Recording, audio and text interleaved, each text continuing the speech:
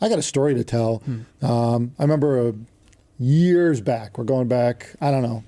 Back in the day when we were doing one of the consumer electronics shows, old school style. The audio, us and the audio guys. But we'd have multiple manufacturers in the room. Anyway, guy named Judd from Jewel Electra made beautiful tube amplifiers for speakers. Really nice sounding stuff, handmade. Judd's gone now. It's been a long time, but we're going back into the late '90s on this one. Anyway, shared a room with him and a few other manufacturers, and he had I think it was called a VZN 100, but it was a 100-watt tube amp, OTL tube amp, and on its top panel it had a variable feedback control. We can actually vary the feedback from, I don't know what the degrees were, practically zero. Tube amps you can get away without feedback until something really blows up, I guess. But I don't know. Bottom line is that the variable feedback, right? And it was wild because you have it set up on a pair of speakers so you could see the woofers moving. Oh, yeah. Unlike headphones, you don't see anything moving. Well, you could. Well, you could, but you don't because you're wearing them.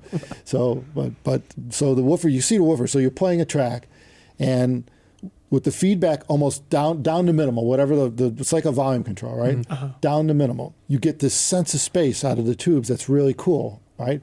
But the woofers look like they're loose as hell. Like a bass note hits and the woofer's like, wah, wah, wah, wah. They don't stop and start fast. You could physically see the woofer when a bass note hits.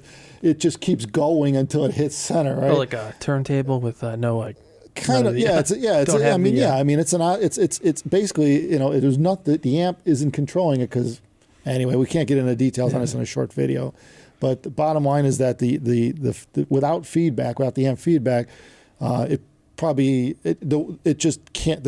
It's not controlling the woofer. So it shows you though, but you get this huge sense of space. So now, okay, we're going to correct the bass. We're going to make it stop sounding so flabby by turning up the feedback, right? So now we increase feedback. Now the woofer stops and starts when it's supposed to.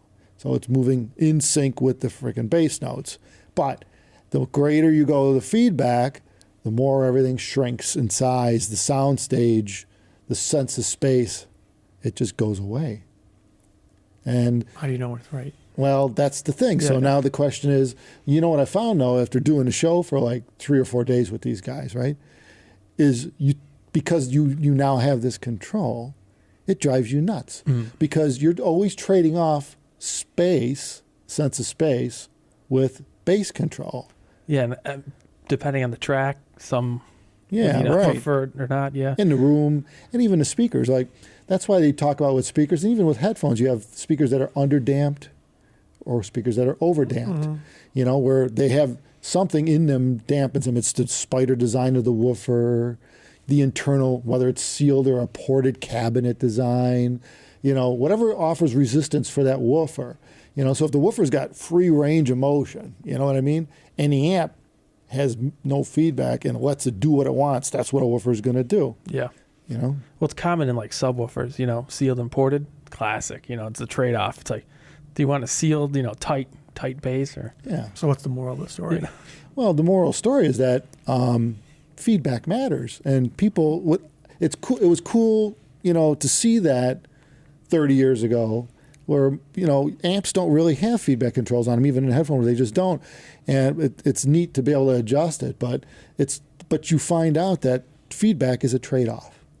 It's a trade-off. Like everything. Well, the thing is that everyone's shooting for really good specifications on amps and all that stuff, so they maximize the feedback to get the lower distortion, but they're actually diminishing the sense of space in solid state and so on. They're diminishing the sense of space to do it, but. If you're not worried about the subjective side of it and just the objective, that's what happens.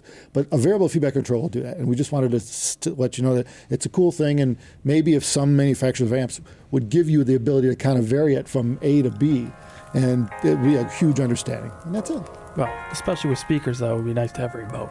Anyway, thank you everyone for watching. Take care of yourselves.